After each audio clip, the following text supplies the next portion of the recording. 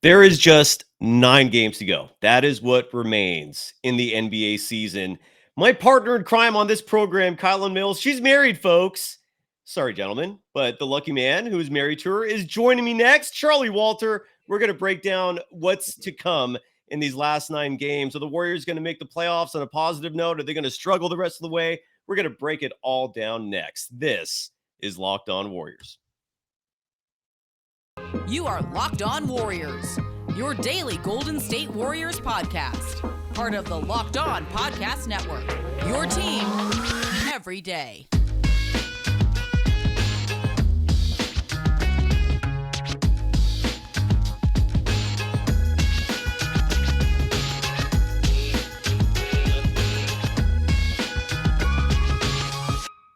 Thank you for making Locked On Warriors your first listen every day. We're free and available wherever you get podcasts. Today's episode is brought to you by Ultimate Basketball GM. Ever dreamed of becoming an NBA GM and managing your basketball franchise? I know I do. Then this game is definitely for you. To download the game, just visit ultimatebasketballgm.com or look it up on the app stores. Our listeners get a 100% free boost to their franchise when using the promo code Locked On, that's all caps, in the game. You can follow Charlie Walter, Mr. Kylan Mills himself. Sorry, man. She told me you don't have a good sense of humor about that. I checked with her first. How much did she pay you for that?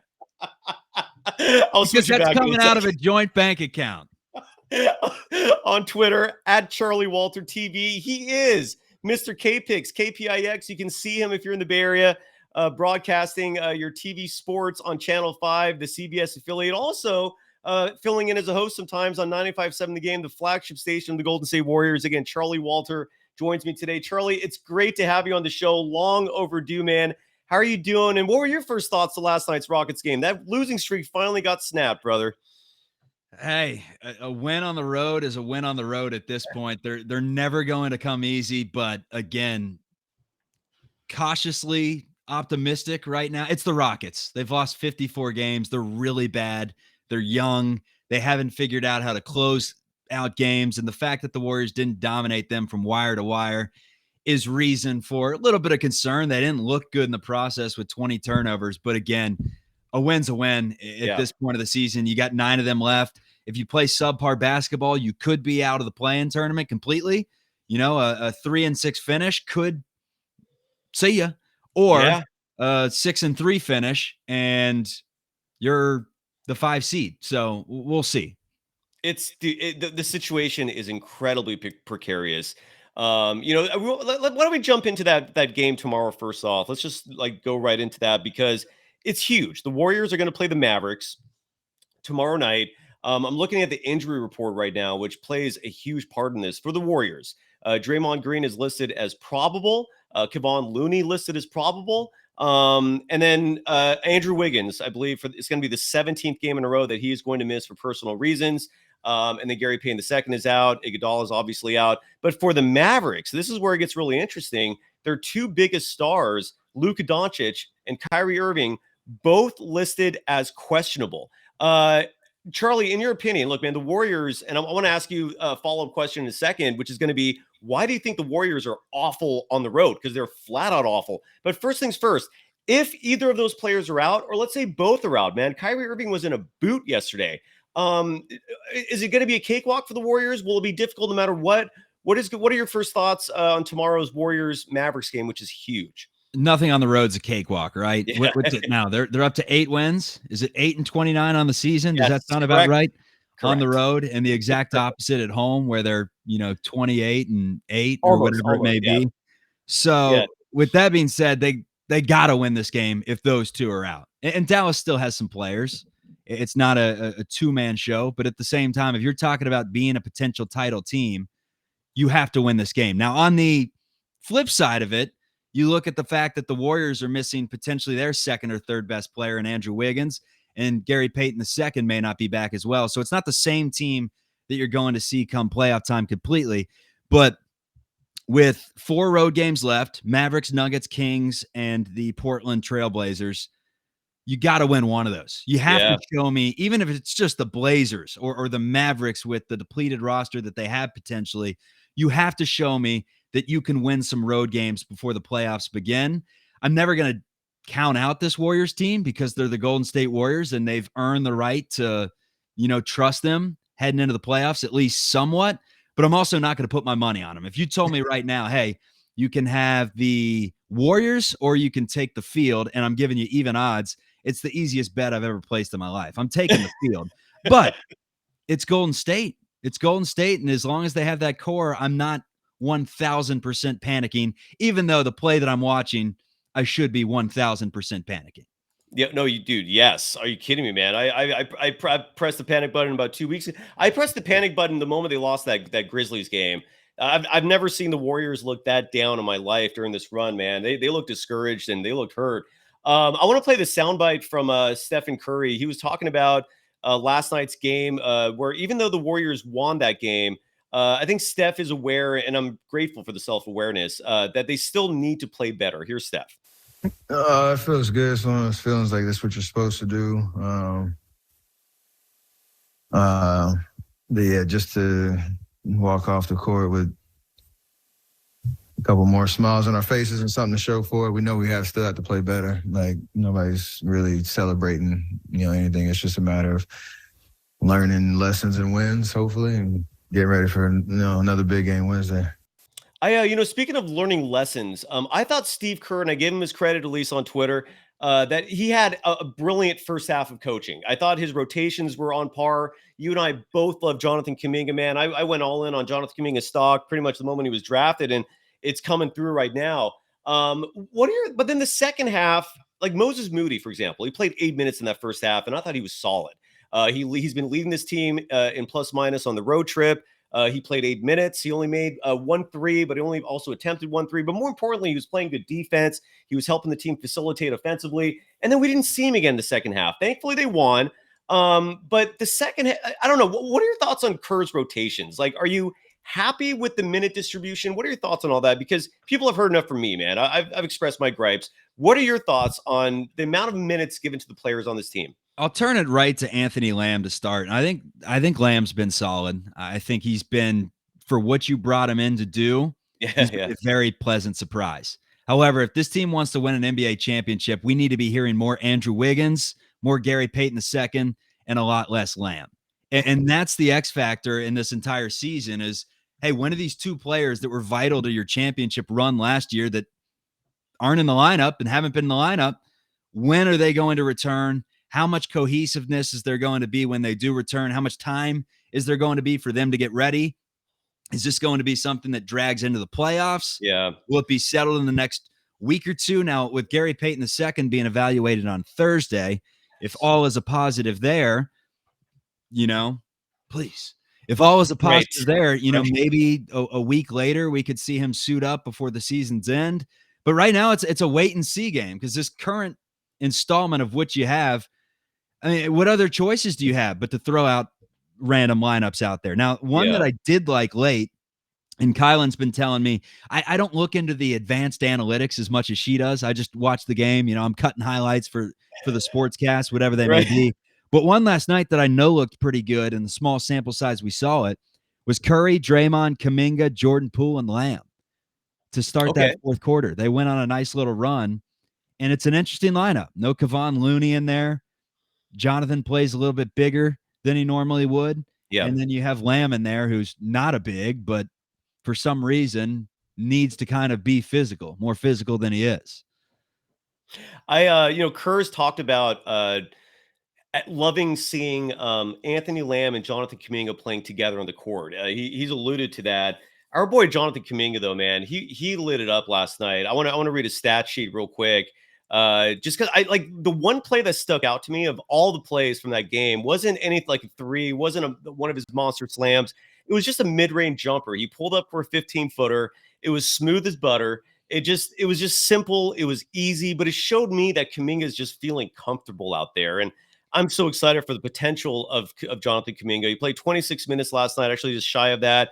50% from three, 17 points for the game. The 3 rebounds weren't much, but they were tough 3 rebounds. I absolutely love this game. When we come back, man, I want to ask you about Klay Thompson. I'm going to play a soundbite from him. And I want to get your thoughts on Clay and also the pool party, because he's been a very polarizing figure this year. I did not expect Dub Nation to kind of turn their love away from him. I mean, like 2/3 of Dub Nation, I polled them on the Locked On Dubs Twitter account, and you can follow the program on Twitter at Locked On Dubs. 2/3 were okay with him being traded if it was an asset coming back of equal value. That shocked me, considering he was the sixth man for a world championship team. So I want to get your thoughts on all that after I give some love first to one of our sponsors, Ultimate Pro Basketball GM. And look, I'm really geeked out about our new partner and sponsor. It's the mobile game, again, Ultimate Pro Basketball GM. If you've ever dreamed of becoming an NBA GM and managing your own basketball franchise, your dream can come true by playing this game. Again, it's called Ultimate Pro Basketball GM. You can manage every strategic aspect of your team. You can play through a season, lead your team to glory. You're taking on the Bob Myers role in terms of hiring the right coaches and assistants, training, trading players, making draft picks, navigating your franchise through free agency and the draft. It is addictive. Locked On Warriors listeners get a 100% free boost to their franchise if you use the promo code Locked On. Again, use the promo code Locked On, LOCEDON. Use it in all caps in the game store. So make sure to check it out. To download the game, just visit probasketballgm.com, scan the code, or look it up on app stores. That's probasketballgm.com. Ultimate Basketball GM. Start your dynasty today. You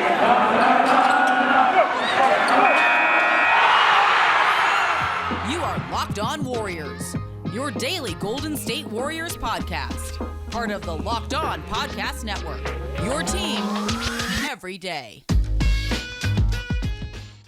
Thank you for making Locked On Warriors your first listen every day. We're free and available wherever you get podcasts. You can follow Charlie Walter, KPIX sports anchor, fill-in host at 95.7 The Game, the flagship station of the Golden State Warriors, on Twitter at Charlie Walter TV.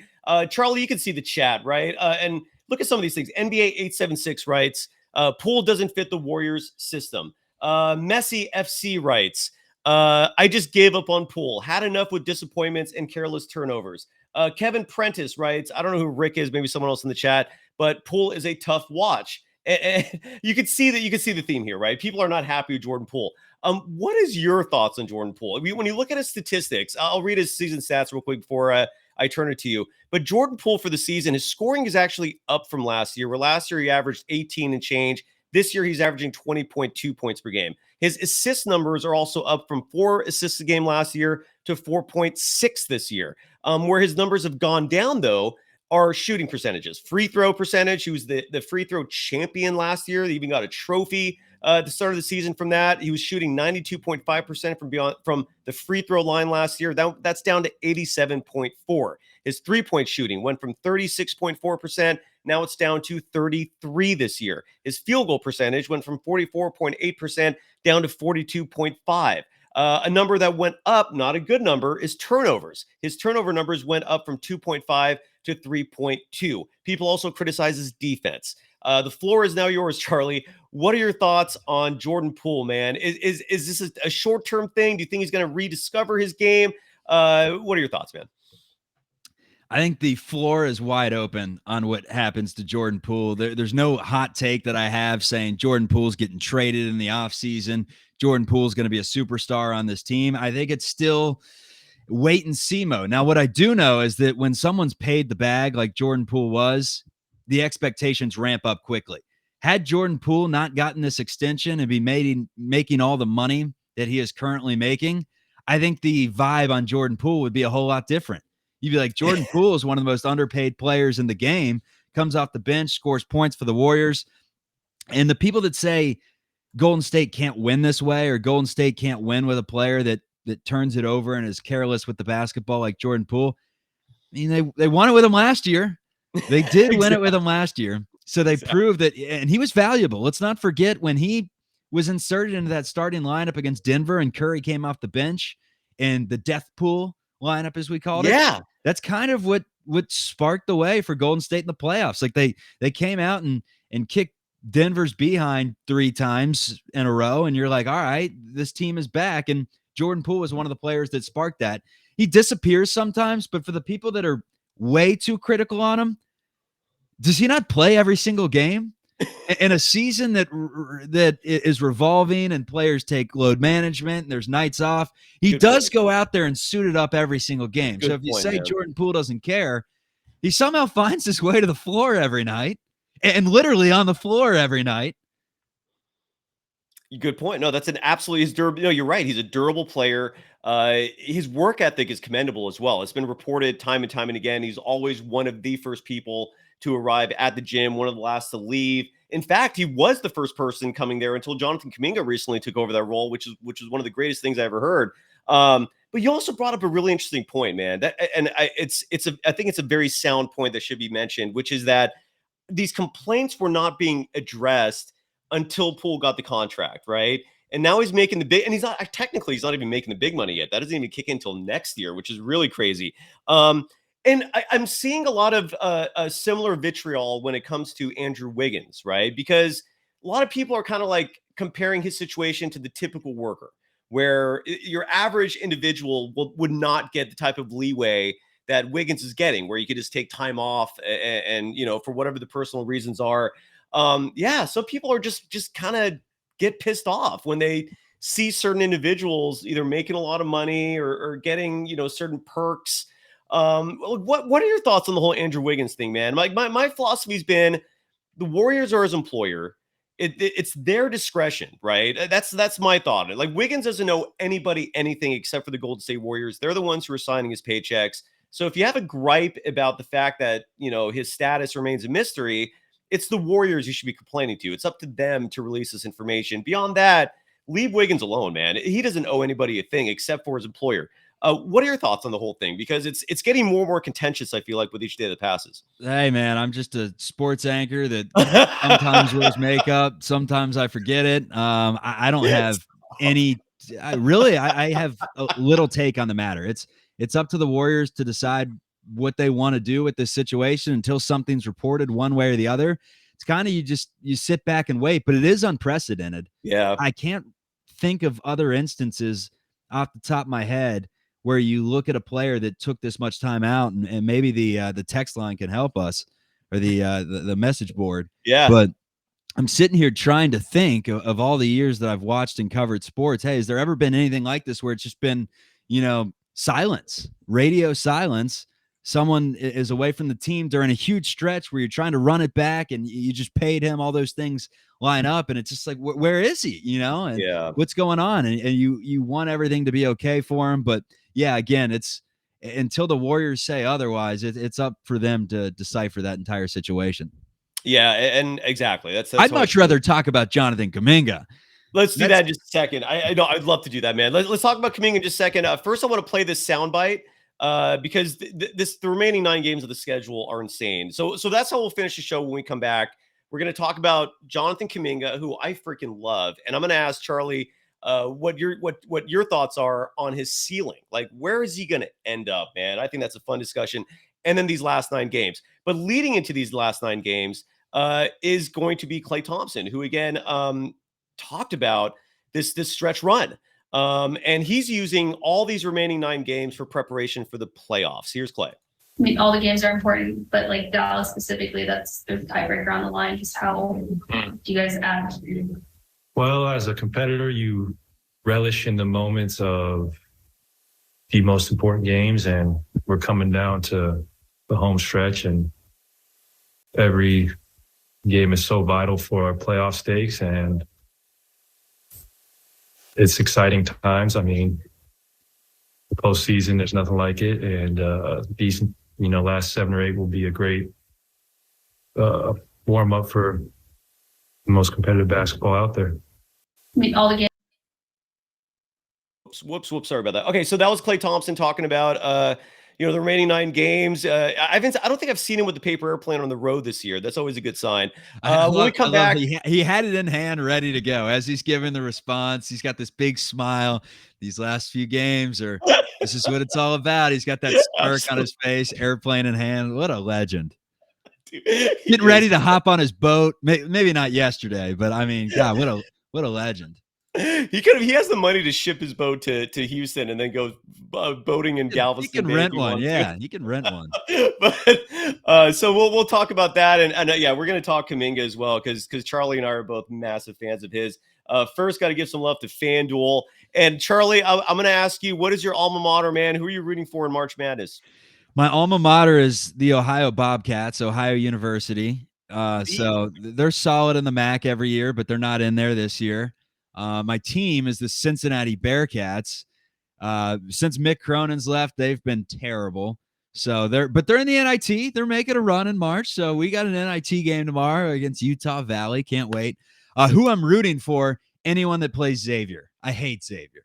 That's so random, but I love it. So random. They're Cincinnati's rival. It's 2 miles away, campus to There you campus. So there's hate. There's hate. Was it Bob Huggins? Was he the longtime coach of Cincinnati? Is that right? Yep. Okay. Is he still around? I remember he had like heart attacks like every other year. And in West Virginia, he sits on a stool nowadays. He literally is like the only coach in the country that just sits on a stool the entire game. But he's chilling. He's mellowed out a lot over the years, but he's still Huggy Bear. Well, for Warriors fans, the Cincinnati connection is Chris Webber, the former #1 pick for the Warriors, involved in my opinion, the worst trade in Warriors history. The end result for Chris Webber when he got traded was Danny Fortson, who played for Cincinnati. So there's your Cincinnati connection. But March Madness is going on right now. The tournament's heating up. And now is the perfect time to download FanDuel, America's #1 sports book, because new customers get a no-sweat first bet up to $1,000. That's bonus bets back if your first bet doesn't win. Just download the FanDuel Sportsbook app. It's safe, secure, and super easy to use. Then you can bet on everything from the money line to point scorers and threes drained. Plus, FanDuel even lets you combine your bets for a chance at a bigger payout with the same game parlay. So don't miss the chance to get your no sweat first bet up to $1,000 in bonus bets when you go to FanDuel.com/locked-on. That's FanDuel.com/locked-on to learn more. Make every moment more with FanDuel, an official sports betting partner of the NBA.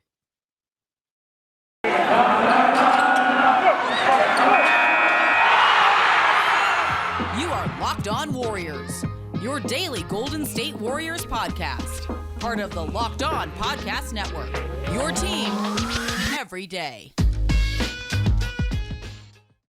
Thank you for making Locked On Warriors your first listen every day. We're free and available wherever you get podcasts. One final segment with Mr. Kylan Mills himself, Charlie Walter, who you can watch there in the Bay Area on KPIX Channel 5, the CBS affiliate, as their sports anchor. You do a phenomenal job, by the way, brother. I really do mean that. I'm genuine and saying so.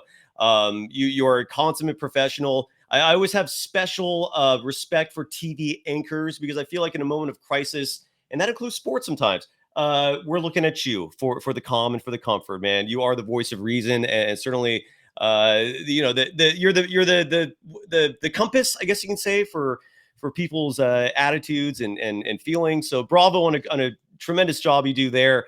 And then as well, you fill in 95.7 The Game, the Golden State Warriors flagship station. Some people in the chat that I want to bring up real quick here. Femi Bomidal writes, Sai, it's been a month. What's the harm in publicly announcing an expected return date or date range for Wiggins without disclosing private information? Maybe announcing the date could, in theory, then also reveal some private information. I don't know. Talk to the Warriors about that. I have no idea. Or maybe, I mean, worst case scenario, they know he's not coming back and they don't want teams to, give him the blueprint. Hey, Andrew Wiggins isn't coming back this year. He's 100% out. Now you can prep for an Andrew Wiggins-less team. Great call. Wiggins. Great call. No, I mean, that may be a little too deep, but there's just no reason to really, unless you know when he's coming back, they may not know. So yeah, that's my guess too. But you're absolutely right. It's bizarre though. Rick is right. It is a bizarre situation because we haven't seen it before. No, you're absolutely ever. And Ghostface Gangsta, a regular on the show, writes, your voice is awesome, Charlie. I totally agree. That's why you're also on radio, even though you have a face for TV. NBA. I drink my olive juice every morning, folks. That's what it is. Is that the secret? Is olive juice? Olive oil, yes. Love it. And then NBA 876 writes, Moody played well last night. I totally concur with that opinion. I thought Moody played fantastic basketball. And and agreed, Rick, that the Wiggins thing is bizarre. I think Charlie, you're just referencing that. Jonathan Kuminga, man, again, since January 1st, the Warrior, when he played, this is a crazy stat I don't know if you're aware of. Since the new year, when he plays 25 plus minutes, the Warriors win over 70% of their games. The dude is a winner. I mean, I don't think there's any replication for world championship experience. It's a huge reason why it still bumps me out that Moses Moody doesn't get a run. In your opinion, what is the ceiling, man? Like, who do you compare Kuminga to? I see Kawhi Leonard a little bit in terms of a ceiling. What are your thoughts on Kuminga in terms of who he could become? Well, the more and more he starts knocking down, 50% from the floor, 35% from deep, it's hard not to look at him and say, oh my God, in the perfect world, do we have a mini claw? And he's not even a mini claw. He's just a claw. He's a big guy. And hold on, my laptop's trying to die on me soon. Okay. All right. You're right. Yeah, we're good. We got at least 10 minutes. I'll just turn down the brightness. This is what I get for now. In a normal world, it's a Kylan. That's what she's doing. She's saying, "Get in here." But with that being said, I mean, he's something special, man. I don't see why he doesn't get more minutes as is. Yeah, defensively, he's only going to improve.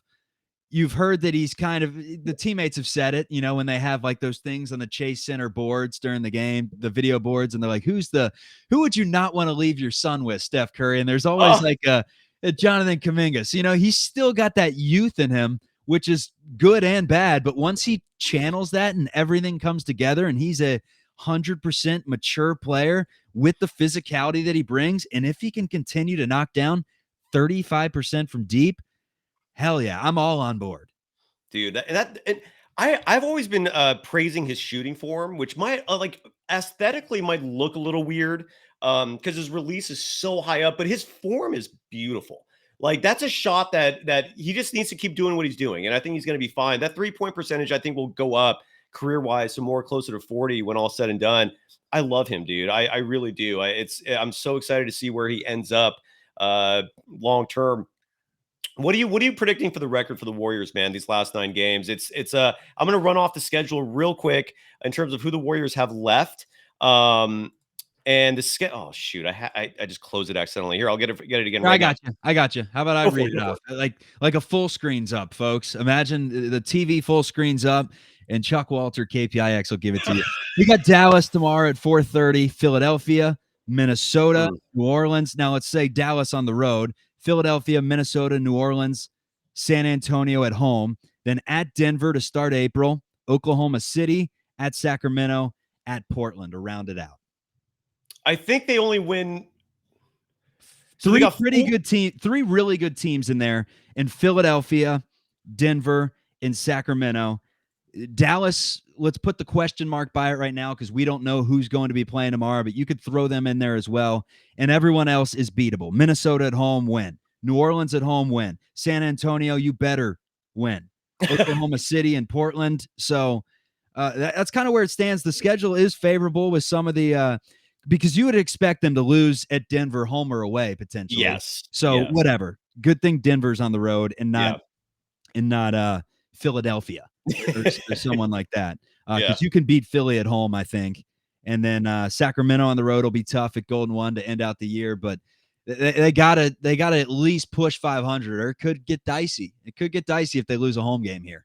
The one home game that I'm not feeling good about is the first one when they come back, and that's Philly. Philly always plays the Warriors tough. Joel Embiid is the one player in the NBA that Draymond Green just cannot effectively stop. He's just too big, too strong, and too talented. The Philly, I don't feel good about that one.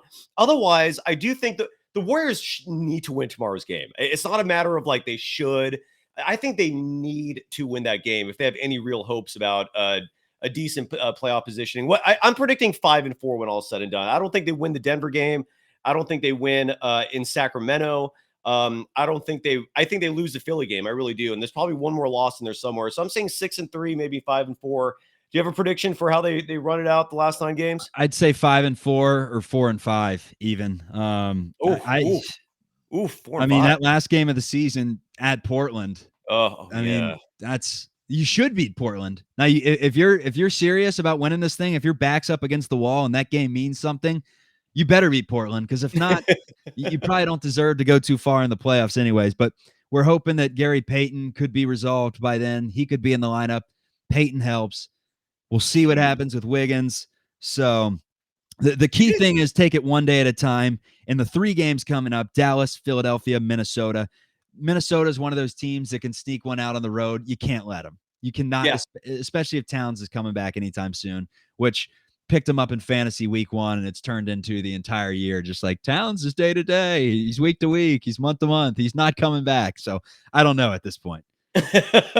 I'm with you, man. Charlie, you unfortunately gave me way too much of a positive impression, because I'm going to have to bug you and ask you to come back on the show quite frequently, in fact. So get ready to hear from me on a consistent basis, if that's okay with you. Anything you feel like we did not touch on before we wrap things up? We're at the 30-minute mark. I want to be good. I want to make my employer happy today. I've been blowing it with the 30-minute shows lately. But before we go, anything we feel like we missed? I think it just comes down to, we talk so much about the rotations. Don't look at the current rotate, even though that's what you have and that's what you're working with. I would say look at the potential rotations of, if this team is serious about winning a title, they at the very least need Gary Payton II back in the mix. But I think you need Andrew Wiggins as well. And if you have that, you could throw lineups out there with, bench lineups with Kuminga, Payton, Jordan Poole, Draymond, and Steph Curry, and you can get creative with some of these lineups, and you only need Anthony Lamb for 7 minutes instead of 17 minutes. Yes. Like, life can be potentially good.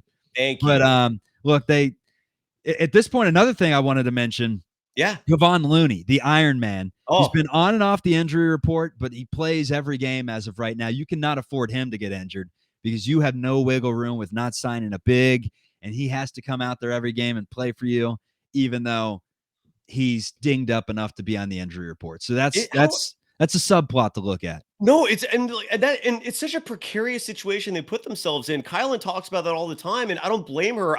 I keep telling her that I was making those same arguments last year, but it was going on deaf ears clearly, so I just kind of gave up. But you're right. They're so thin already in that front court that, imagine if Kevon Looney was not an Iron Man. What the hell are you going to do otherwise? Like, I don't get it at all. And you and I are on the exact same page. I don't mind Anthony Lamb playing.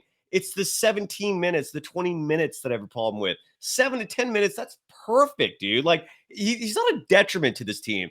17 to 20 minutes starts to become a detriment. There are better players on this team that you can throw out there. So I'm really glad you said that. I want to also add real quick, just because the chat threw something in here to talk about. Salvador Estrada writes that Wiggins will not be in game shape. He should just focus on his family and himself. We don't know that. There is a very clear possibility that Wiggins is working out, that Wiggins is doing the best he can to stay in game shape while he's dealing with whatever he's doing. He is. I don't even think that's a question. He is. Yes. Regardless of what personal issues you're dealing with, like, he knows that he has a job, and when the time comes, he has to be ready, and I'm sure he's staying in shape. There's no way he's sitting on the couch watching reruns of Saved by the Bell. Like, let's get real here. Andrew Wiggins has a gym somewhere, and he's working out. So he'll be all right if and when the day comes where he's back. There you go. We'll end on that note. And again, one more time, you can follow Charlie Walter on Twitter at Charlie Walter TV. Or what is it? What is the Charlie Chuck thing, man? So is it Chuck on radio, Charlie on TV? Yeah, it's the Chuck will say some things time to time that don't flow on the TV. So it's like, if the bosses ever come up to me and say, "Hey, I heard Chuck Walter said that," I'm like, "Who's that?" That's Chuck. Yeah, different person up here, completely different persona. So it's like the Jekyll and Hyde. I get away with a little more when I'm Chuck. If anyone has followed that, I should start. That's genius, dude. Maybe I should have a set. My middle name is Alex. Maybe I should start calling, like, saying, "Well, Alex said that." Not I learned it from Big Cat. All those, and I'm not a huge Barstool guy, but all those part of my take guys, they changed their names, and Big Cat gets away with a lot more than I'm sure Dan Katz would. So you gotta have the alter ego ready to go. I'm totally with you. And D's World of Hoops. No, we see your chat. We see the chat, man. I don't know what you wrote that we missed. We engage. I felt like we engaged everyone. I don't think we missed anything. But all right, Charlie, thank you so much, man. And again, we could see you on TV. We can hear you on the radio. Follow the program on Twitter at Locked On Dubs. Next show will be tomorrow. After the game, Kevin Dana, the voice of the Santa Cruz Warriors, will join me, and we're going to break down again a massively huge game in terms of playoff implications and so much more. Charlie, man, thanks, brother. This was fun. Thanks for having me on. Anytime. Yeah, brother. Thank you. Take care.